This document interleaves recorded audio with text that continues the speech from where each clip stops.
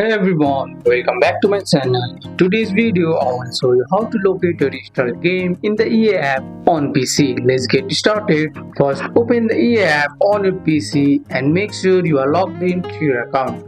Once you are on your home page, click on Library at the left hand side. This is where all of your games are listed. Find the game you want to locate and click on its picture, or you can click on three dots. A small menu will pop up. Click on View Properties. In Properties, you will see details like the game size, install location, and other info. You can click the install path and it will open the game folder, and that's it. Now you know exactly where your EA game is stored on your PC. From here you can check files, manage modes, or even back things up if you want. That's all for today's video guys. I hope you guys like this video. If you found this video helpful, drop a like, subscribe for more videos.